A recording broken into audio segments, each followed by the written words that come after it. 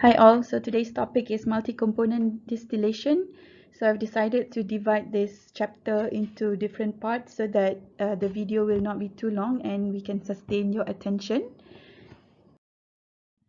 So the learning outcomes of this part is at the end of this class you should be able to do the following, i.e. to extend the concept of binary distillation into multi-component distillation, i.e. multi-component here meaning more than two components. And then you should be able to use the flash calculation methods to determine the dew point and bubble point of mixtures, and finally use the shortcut methods as outlined here to determine essentially the design of distillation column, i.e. the number of stages, minimum reflux ratio, number of stages at operating reflux ratio, and the feed tray location for multi-component distillation. Right, before we start to design the column for multi-component distillation, let's first review some equilibrium knowledge. Let's review equilibrium data. Let's say for an ideal system, we can apply Raoult's law to determine the compositions. So ideal system in this case, for example, mixture of hydrocarbons, mixture of alcohols, where the interactions between the molecules are similar to the interaction intramolecule. So for example, let's say you have a system composed of four components, A, B, C, and D, and then you can write the Raoult's law for each component. Okay, so I know that you can see it there, but I still want to write it down. So let's say you write for component A, XA, PA star. So PA star here is the saturated vapor pressure of component A equals to YAP. And for component B, you do the same, XB, PB star equals to YBP. For component C, XC, PC star equals to YC times P. And for component D, XD, PD star equals to YC times P. And at the same time, you have the K, definition of K. Okay, so you know Ki equals to Yi of Xi. So you can write down the definition of K for each component A, B, C, and D, or just rewrite the K in terms of Y. So Yi equals to Ki Xi. So you can write down for component A, Ya equals to Ka Xa, and B, YB equals to KB, KB,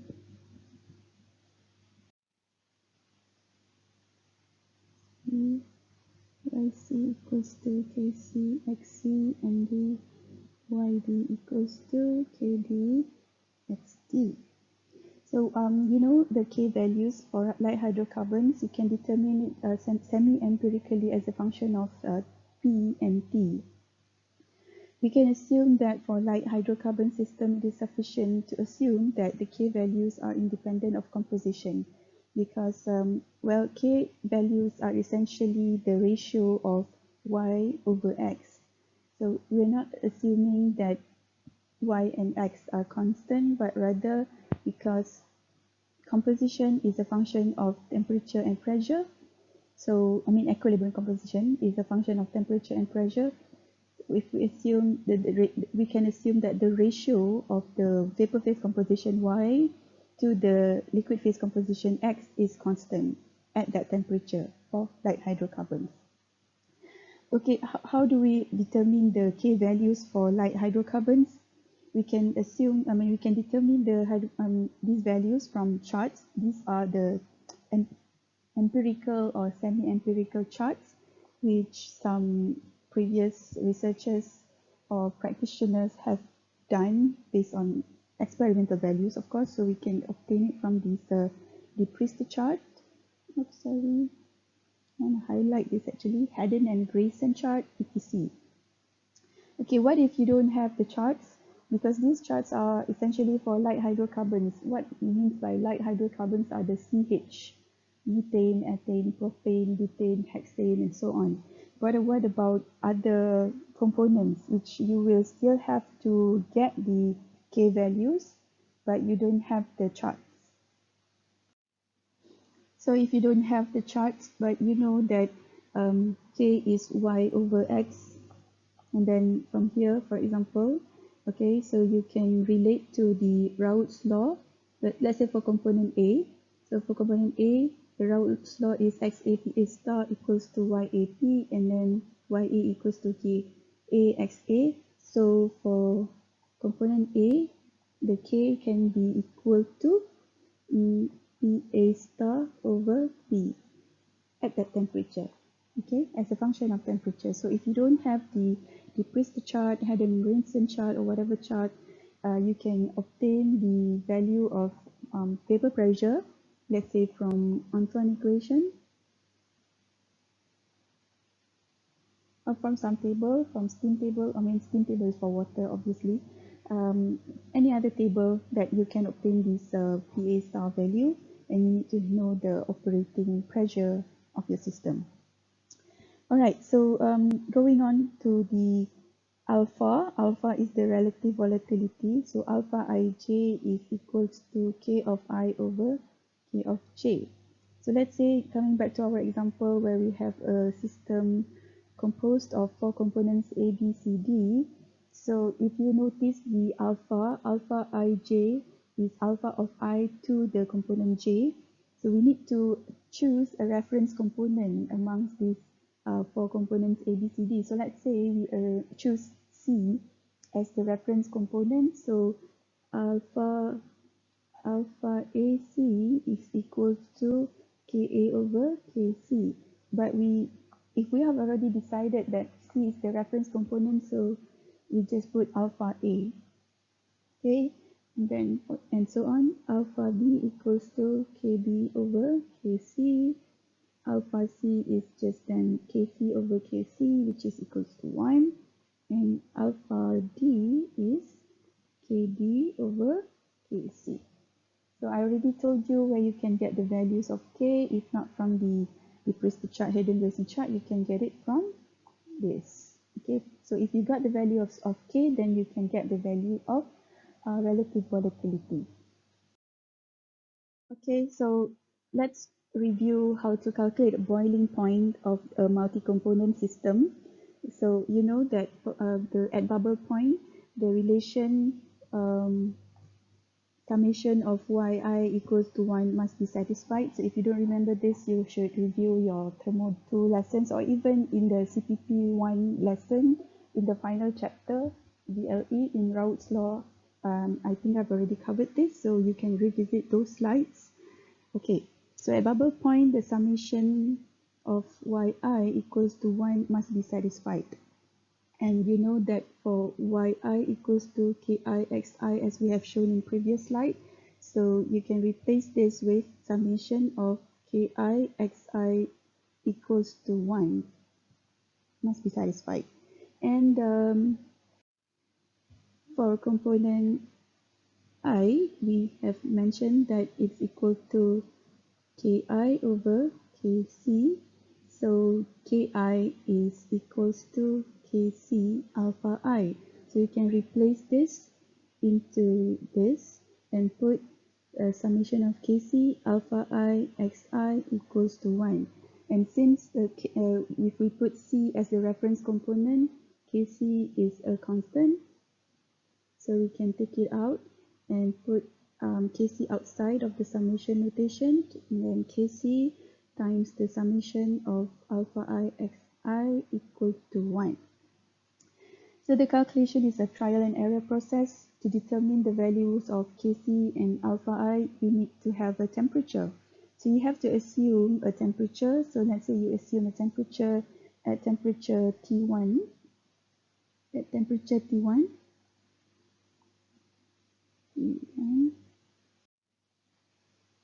so you read from the temperature T1, you find out what are the K values for each component. So okay, let's say we assume T1, and you have components A, B, C, and D. So you have for the liquid phase of the component composition Xi, so you have X of A, X of B, X of C, and X of D. And then at the assumed temperature T1, you can read from the chart, from whatever method, you can read the value of Ki for each component. So you have Ka, KB, KC, and KD. And then you can calculate, after you got these KI values, you can calculate the alpha I. So you can calculate alpha I, also alpha A equals to KA over KC. Alpha B is KB over KC. So alpha C is KC over KC, and alpha C is equal to 1. And alpha D is KD over KC. So after this, you have to calculate the summation of this equal to 1. So you calculate alpha I times xi. What is alpha I times xi? So this times this, the product of these two columns, you put here, right? So alpha A, xa, alpha B, xb, alpha C, which is this one essentially, but I'm just going to put it there, and then alpha D, xd. So you calculate the summation of alpha I xi by adding all these numbers. Okay, after you got these numbers, you got this summation of alpha I xi at temperature T1 as your first guess. So from here, you have a value already, right? So you can find the new value of Kc, 1 over summation of alpha I xi. This one you got it from temperature T1. So if you do this, you can get the new value of Kc. Okay, this would be the new value of Kc, because just now your Kc is some numbers from the chart. Let's say if it's different from the some numbers from the chart. So let's say if your Kc here is not the same with the original Kc here, so obviously this Kc needs to be at a different temperature. So you need to find what is the temperature that you can read, that you can get the Kc at this value. So this would be your second guess, the temperature T2, this step. So at temperature T2, you repeat the same process again. So you repeat this table, okay? You repeat everything at temperature T2, and then you calculate again what's the value, the second value, the third value of Kc, and find out if the temperature T3 is the same with temperature T2 or not. So it's iteration. So you need to find the new temperature almost the same as the initial temperature until the difference in the temperature is very small, then you stop your iteration there. So what happened after you have decided on the final temperature? Let's say, okay, you're satisfied that you have done 3 or 4 times iteration, and you have decided that the boiling point of this system is certain degrees Celsius. So let's say you have decided, let's say at T3. So after the final temperature is known, let's say at T3, you have to calculate the vapor composition from Yi equals to alpha xi times alpha I xi over the summation of alpha I xi. Okay, because come back to this equation here. Okay, next we're going to review how to calculate the dew point for a multi-component system. So at dew point, the relation summation of xi equals to 1 must be satisfied. So ki xi equals to yi, so xi equals to yi over ki, and that alpha I equals to ki over kc, so ki equals to alpha I kc. So summation of yi over ki can be equal to summation of yi over alpha I kc, and now we know that if we put the reference component as component c, kc is constant throughout, and we can take it out. So 1 over kc is out, then times the summation of yi over alpha I. and this should be equal to 1 if we want at a dew point. So the same thing like boiling point, the calculation is a trial and error process, so we need to assume a temperature T1 to get the values, the initial values of all the Ks. So if you have components A, B, C, and D, and you have the vapor phase mole fractions, YA, YB, YC, and YD. Then at temperature T1, you can calculate the values of K. So you have Ka, Kb, Kc, and Kd. And then from the values of K, you can calculate the relative volatility. So alpha I equals to alpha I over alpha J, and the component J here, we have set it to be component C. So alpha A is equals to K of A over, I'm sorry, these are K, not alpha. Ka over Kc, alpha B equals to Kb over Kc, alpha C is Kc over Kc is equal to 1, and alpha D is Kd over Kc. For the next column, you have to calculate Yi over alpha I.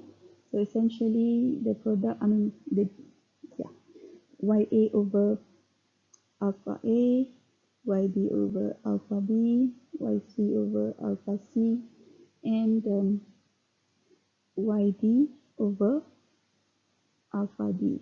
Then you add all these together to get the summation of Yi over alpha I, and then you work out the new value of Kc by calculating, by just putting into this formula 1. So you have 1 over summation of yi over alpha I. So you get the new value of Kc. Then you get what is temperature 2 that will give you this value of Kc. You repeat until the temperature is not too much different from one gas to another. Okay, after you have decided the final temperature, i.e. after the final temperature is known, you calculate the vapor composition from Xi equals to, and this is not vapor lah, this is a liquid.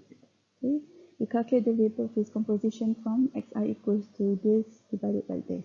Okay, at the final temperature, meaning after you have repeated the whole process, this table at new temperature, the final temperature, you get these values divided by this value. All right. Right. Let's move on to multi-component distillation, the actual thing that we need to do to design the tower for multi-component distillation. So in general, the principles for design for multi-component distillation is not too much different from the binary system. So essentially, we need to do the mass balance for each component. So you need to know the inflow, the outflow, how many percent recovery of each component in the top and bottom products, and then you need to use equilibrium data to determine the boiling and dew points. But in this case, you no longer use the binary curve for, the VLE data for XY, because this one is for binary. For multi-component, your equilibrium data is from the K values instead. Okay, and then you need to implement the same concept for Rmin and Nmin, minimum reflux ratio and minimum number of stages, as the limiting case for multi-component distillation. So for multi-component distillation, if you want to visualize, you can see, let's say this is your distillation tower again. So you have more than 2 components involved in this tower. When you have more components, you will have more complex phase equilibria. This will involve several components, and the equilibria depends on temperature, and the temperature changes from stage to stage. Then you have to have different values of K. So it's a rigorous calculation. So in practice, the calculation for multi-component distillations are performed using computer programs, because you need to do a lot of iteration from stage to stage. Just imagine previously when I showed you the calculation of boiling and dew points, it's already involving multiple iterations. So what if you want to do a mass balance on each stage inside the column? So easier to use the computer programs to do that repetitive process. However, we still need to study the principles governing the calculation used in the computer programs, because obviously we cannot just simply ask the computer to just design a distillation column for us, given these components A, B, C, D. I want 90% of A in the top, 10% of A only in the bottom. But we have to know what are the constraints, if the answers are logical or not, and so on. So that is what we're going to do in doing this multi-component distillation design. Okay, it can also be that you want to do a flash distillation for a multi-component mixture, i.e. you can still do a single stage flash separation for multi-component mixture where you don't need to use multiple stages. Okay, so imagine if you have a flash separator with feed and the composition of feed XF, go through a heater, and then the flash separator will flash the mixture into vapor and liquid product. And if you define small f equals to V over F as the fraction of feed vaporized, then the liquid over F equals to 1 minus F. Okay, that is the fraction of feed remaining as a liquid.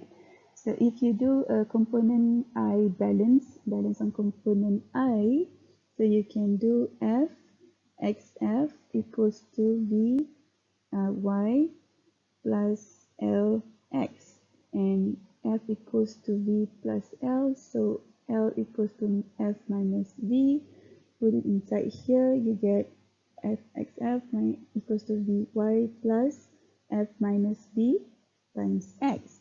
So for component I, Fxif equals to Vyi plus F minus Vxi. And if you put, if you want to replace everything in terms of F, and remember F is V over F, so you divide everything by F. So by F, divide by F, you get the, and then you put the yi as the subject in front, you get to get this equation. Okay, so yi equals to F minus 1 over F, xi plus xi at the peak over F. So you can try to derive this equation on your own, and then you know that at equilibrium, yi equals to kixi, and putting C as the reference component again, equals to kc alpha I xi, where you know the relative volatility alpha I equals to ki over kc. So this is why, so this one you replace and put here, you get this equation here.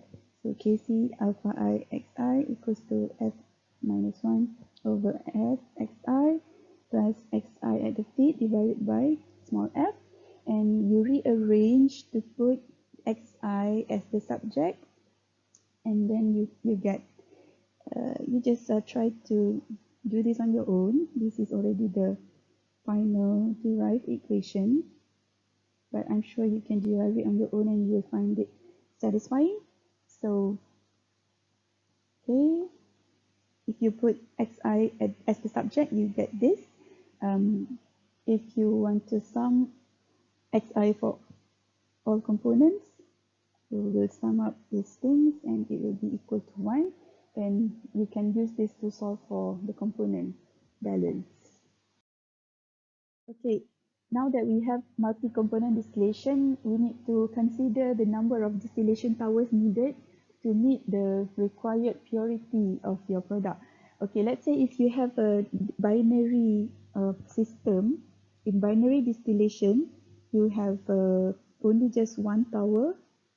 Let's say you have A and B, used to separate the two components into relatively pure components. So you can have most of A in the overhead and most of B in the bottoms, but bearing in mind that no separation is perfect, there must be some traces of B here at the top and some traces of A here at the bottom.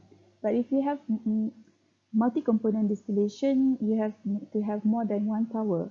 So if you have n number of components, you're going to have n minus 1 number of towers required for the separation. Okay, for example, if you have a three-component system consisting of A, B, and C, okay, this is arranged in such a way that A is the most volatile, B is in the middle, and C is the least volatile. So A is the lightest compound, and C is the heaviest compound, and B is somewhere in the middle.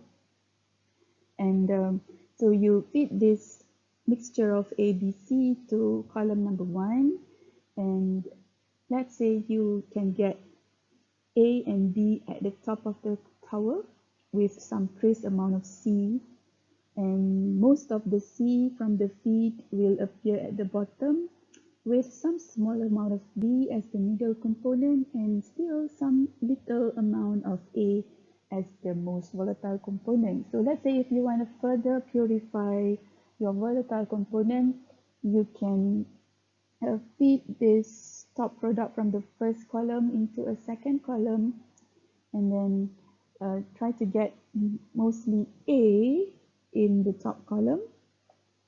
Okay, mostly A, sorry. And then some small amount of B and maybe some negligible amount of C at the top of the column. And at the bottom of column number 2, you get mostly B and small amounts of A and C. See, we cannot get perfect separation 100% of A and B at the top, 100% of A at the top, and so on because of thermodynamic constraint. But this is the thing that you need to consider when designing a multi-component separation for distillation. Okay, it might be that you want to recover A and B here, or it can also be that, okay, you have feed A, B, and C here, and rather than having A and B at the top, you want to have mostly A and then only B and C at the bottom, and then these go to another column where you separate the B and the C. That can also be. So this is called the heuristic. Okay, heuristic is like the different arrangement, different permutation of probability. If you have more compounds, you have different possibility of recovering components, different components at different top and bottom product using certain number of distillation hours. Okay, so for multi-component distillation, actually we have two methods to design the column. One is the stage-to-stage calculation or rigorous method. Another is the shortcut method. So for stage-to-stage calculation, or in other words, the rigorous method, we need to use a computer program because we cannot afford to do multiple iteration in many stages, many components. So we have to use a computer program. So in rigorous method, we assume ideal number of stages from each stage to stage. Equilibrium data are used to obtain the boiling point and equilibrium vapor composition, and the dew point are also obtained from the equilibrium data. You need to do material and heat balance to calculate the flows to and from the adjacent stages in top and bottom product. These involve a lot of trial and error calculation. Computer programs are generally used because you need to do this at every stage in the column. So there are two ways to design the column using the rigorous method. The first method is if you specify the desired separation between two of the components and then calculate the number of theoretical traces for a selected reflux ratio. You need a lot of trial and error procedure because complete composition of the distillate and bottoms are not yet known. You will see that when we do examples later, it's not as simple as binary distillation. Even the recovery of the product at the top and bottom, you still have to guess. Or method number 2, you specify the number of stages and reflux ratio in advance because, okay, let's say you have this certain amount of budget, you can only design this height of column and operate at certain reflux ratio, then only you calculate the separation of components using assumed liquid and vapor flows. Normally, method 2 is preferred for rigorous method for multi-component distillation design.